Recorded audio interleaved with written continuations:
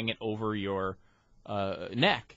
And what it would do is it's a little projector that has the internet. I've seen it. So you can project onto, we walk up to a wall and you can see the information, a map if you need to get somewhere. Or if you walk up to a certain book, it will project the Amazon review onto the book so you can see it without loading up your phone or anything.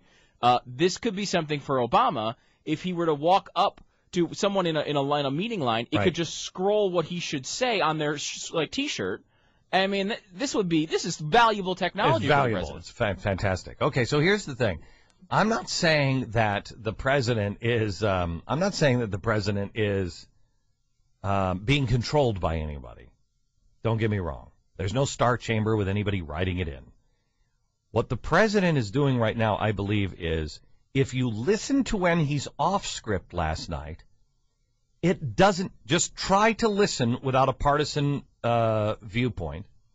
Try to say, okay, that makes sense. Try to say that makes sense. Could you please play audio cut? Let's do audio cut number 3, please. Audio cut number 3. I think cap and trade is the best way, from my perspective, to achieve some of those gains, because what it does is it starts pricing the pollution that's being sent into the atmosphere. The way it's structured, it has to take into account regional differences. It has to protect consumers from huge spikes in electricity prices. So there are a lot of technical issues that are going to have to be sorted through. Our point in the budget is, let's get started now. We can't wait. And my expectation is that the energy committees... Stop. Just please, you put your logic hat on for a second. There's a lot of things that have to, regional issues. We have to make sure that it doesn't cause spike prices, or spike in prices, et cetera, et cetera. All of the things that have happened in Europe, okay? We're taking a European system and we're trying to make what happened in Europe not happen here. It's kind of complex. But what he's saying is, I just want it passed. Let's just get going. Let's just get started right now. We can't wait. We can't wait. Well, the reason why you might want to wait is because Europe has found, A, it doesn't work, B, it is a game that giant corporations, Enron was the biggest supporter of cap and trade. It is a giant game where the giant corporations win. The smaller corporations get hurt, and it hurts the economy because there is a spike in energy prices. There is an additional tax, whether you pay it as a tax or you're just paying it from increased prices.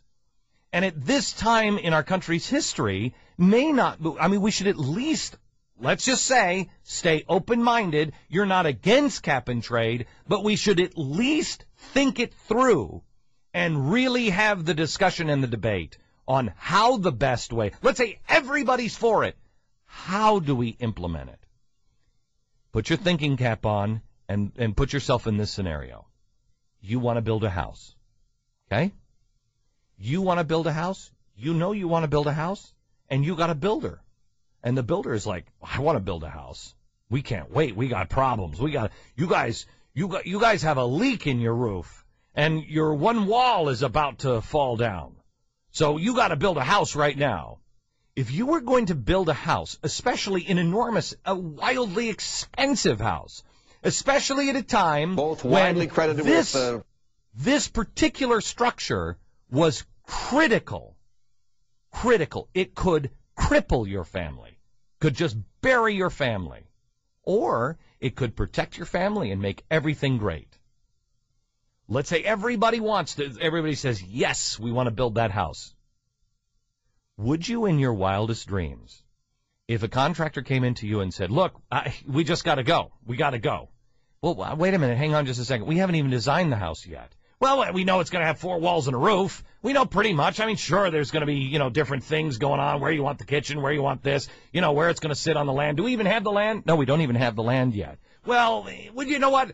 We know generally where the area is going to be. I tell you what, we're just going to hire a bunch of guys and we're just going to break ground. Wait a minute. I don't think we should break ground yet. We don't even have a plan. We haven't signed anything here. We don't have anything. Look, we just got to get going. Let's just start building a house.